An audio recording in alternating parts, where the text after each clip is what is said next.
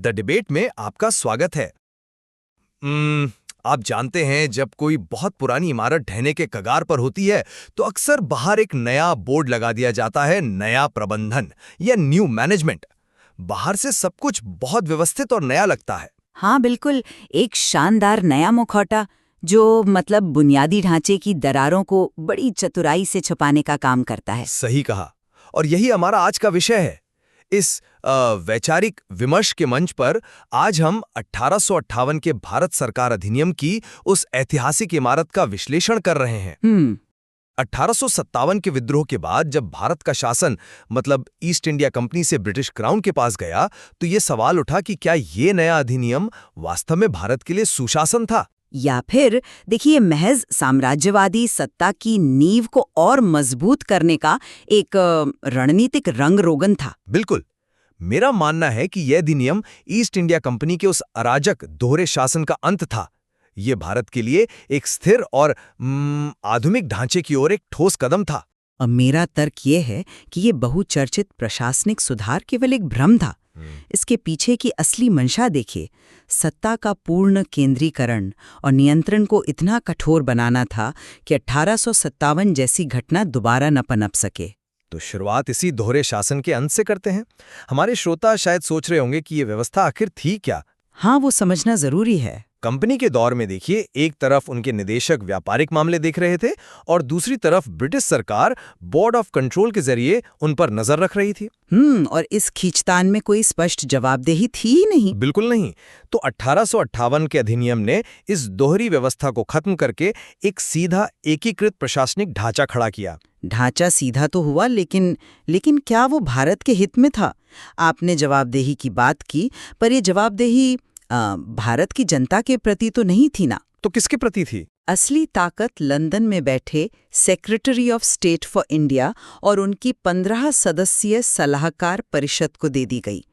जरा सोचिए, एक ऐसा व्यक्ति जो शायद कभी भारत आया ही ना हो। हाँ, वो लंदन के कमरे में बैठकर भारत का पूरा बजट और नीतियां तय कर रहा था। बिल्कुल, ये एक ऐसा रिमोट कंट्रोल था जिसकी बैटरियां ब्रिटेन में थीं और मतलब उसका पूरा असर यहाँ भारत की जनता भुगत रही थी। ये बात तो है, लेकिन उस रिमोट कंट्रोल के बावजूद प्रशासन में भारतीयों को शामिल करने की दिशा में भी तो कुछ कदम उठाए गए।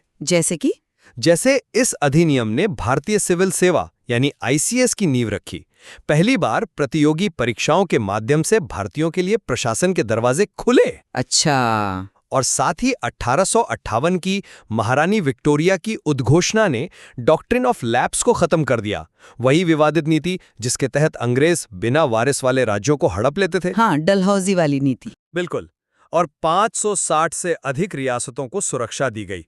क्या हम इसे सुशासन और समावेशी नीति की ओर एक वास्तविक कदम नहीं मान सकते? देखिए, आईसीएस की शुरुआत सुनने में बहुत अच्छी लगती है, लेकिन जरा इसकी जमीनी हकीकत देखिए।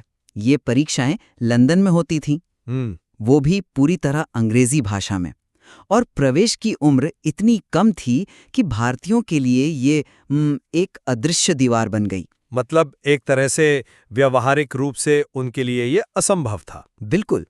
प्रशासन में भारतीयों का यह प्रतिनिधित्व सिर्फ एक दिखावा था। विधान परिषदों में जो भी गिने चुने भारतीय पहुंचे, उनके पास कानून बनाने या ब्रिटिश फैसलों को रोकने की कोई वास्तविक शक्ति नहीं थी। और रियासतों को जो सुरक्षा दी गई, उस पर आपकी क्या राय है? अंग्रेजों ने समझ लिया था कि ये रियासतें विद्रोह के समय उनके लिए ब्रेक वाटर का काम कर सकती हैं, मतलब तूफानी लहरों को रोकने वाली दीवार। यह कोई परोपकार नहीं था। आपकी इस बात में दम है कि नीतियां ब्रिटिश हितों से प्रेरित थीं, पर अगर हम उनके इरादों को थोड़ी देर के लिए किनारे रख दें, तो क्या एक समान कानूनी ढांचे और न्याय प्रणाली के मानकीकरण को हम एक सकारात्मक विकास के रूप में नहीं देख सकते? मानकीकरण जरूर हुआ, पर मेरा कहने का मतलब है पूरे उपमहाद्वीप को एक केंद्रीय, व्यवस्थित और स्पष्ट कानून व्यवस्था के अधीन लाना भारत के संस्थागत आधुनिकीकरण के लिए जरूरी तो था ना? हमें यह पूछना चाहिए कि इस मानकीकरण का असली तंत्र क्या था। यह एकीकरण जनता को न्याय दिलाने के लिए नहीं था। तो फिर किस लिए था? यह ब्रिटिश नियंत्रण को अभेद्य बनाने का एक औजार था। सैन्य सुधारों को ही देख लीजिए। उन्होंने तुरंत सेना में ब्रिटिश सैनिकों का अनुपात बढ़ा दिया। अरे हाँ, और तोपखाना पूरी तरह से अंग्रेजों के हाथों में आरक्षित कर दिया। यह इसलिए था ताकि तोपें कभी उनके खिलाफ ना घूम सकें। ये एक बहुत ही अहम बिंदु है। और साथ ही आर्थिक नीतियां और भी शोषक हो गईं। सेक्रेटरी ऑफ स्टेट के उस नए प्रबंधन का पूरा खर्च भारत के खजाने से ही वसूला जाने लगा। ये ऐसे तथ्य हैं जो इस पूरी तस्वीर को और भी जटिल बना देते हैं। तो कुल मिलाकर हम दोनों इस बिंदु पर आकर सहमत होते हैं कि 1858 के अधिनियम ने ब्रिटिश राज के सीधे शासन का एक नया युग तो शुरू किया। हाँ, बिल्कुल। और एक आधुनिक प्रशासनिक ढांचे की रूपरेखा भी खींची, जिसे हम आज तक किसी न किसी रूप में महसूस करते हैं। सही है, लेकिन साथ ही उस ढांचे ने एक बेहद मजबूत औपनिवेशिक व्यवस्था को जन्म दिया, जिसने भारतीयों के राजनीतिक और आर्थिक अधिकारों को पूरी तरह से हाशिए पर ही रखा। सही कहा आपने। द डिबेट में हमारा उद्देश्य किसी एक पक्ष को विजेता घोषित करना नहीं है। बिल्कुल नहीं। अलग अलग दृष्टिकोणों से किसी भी ऐतिहासिक घटना को देखने पर ही सच्ची समझ विकसित होती है। श्रोताओं को स्वयं विचार करना है कि क्या 1858 का वो अधिनियम सच में एक नई और मजबूत इमारत का निर्माण था।